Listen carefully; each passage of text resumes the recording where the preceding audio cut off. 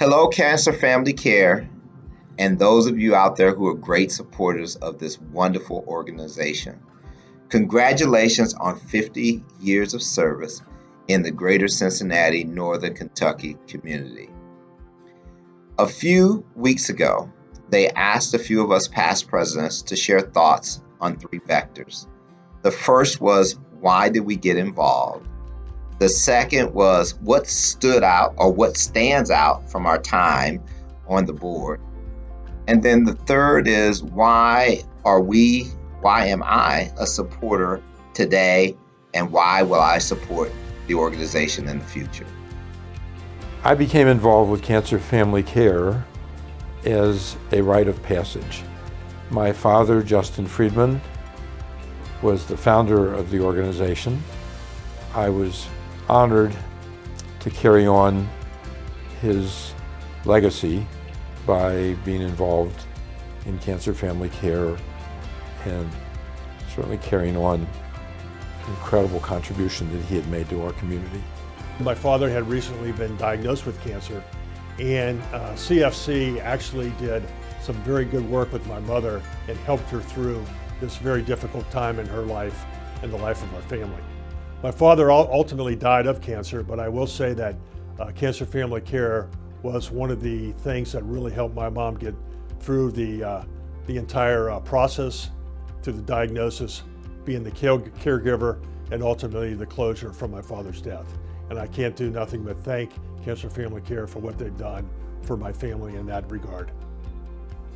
So the reason I got involved with Cancer Family Care after probably 15 years of attending the wine events that I thought was the best event of any of the nonprofits that I'd ever been to was a dear friend, Joan Skutek, decided to move from Cincinnati, and she turned to me to say, Susan, you want to replace me? And I'm like, oh my God, this is the best board ever, so I was thrilled. I was actually on the board for 10 years. And in that 10-year period, the last part of that tenure, I served as board president. And I have to tell you that Cancer Family Care is one of the best organizations there is. We highly recommend them. I would say the major thing that I can remember, and it's been quite a few years ago, was the opportunity to do a longitudinal research study on the impact of cancer and children in terms of their matriculation. These are not the cancer survivors themselves, these are the survivors of families where cancer has impacted particularly their parents.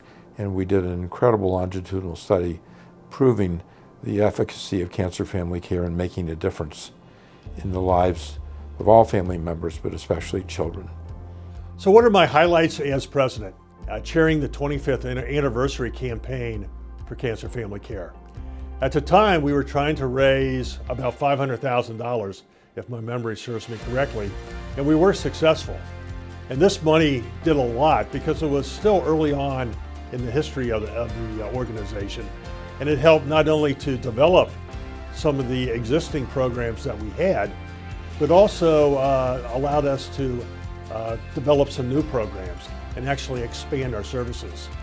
The one that I specifically remember was the Treehouse program for children, and how we were expanding that and really getting more involved with children whose parents or grandparents had cancer. As board president, anytime you're a president of a board, you want to leave the organization better than you found it. That's a goal.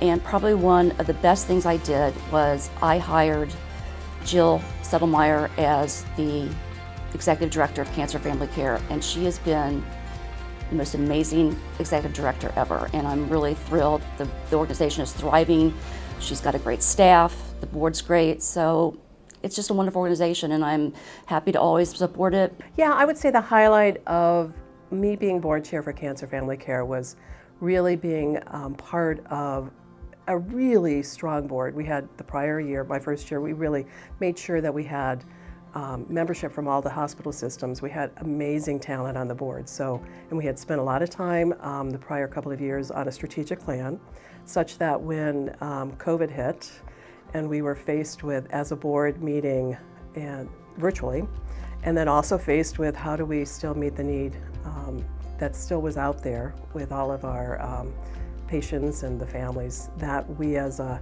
organization, Cancer Family Care, was very able to pivot and quickly sort of meet the need virtually.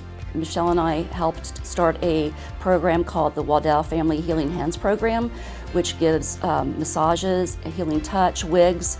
So Michelle went through her cancer diagnosis, getting massaged and getting healing touch is something that really helped Michelle a lot. So we wanted to be able to extend that to others that were going through the same thing we went through. It just showed the strength of the organization, not just the board, but also the team that Jill had brought on board for the board. And then in the middle of it, we lost a development director, and then we brought, as a team, we had to hire, as a team, go out and recruit, and we found Kevin, who is just a fabulous development director. So that whole getting stronger through COVID, I would say, is probably the biggest highlight that I had for the year of COVID. So it was the silver lining of COVID.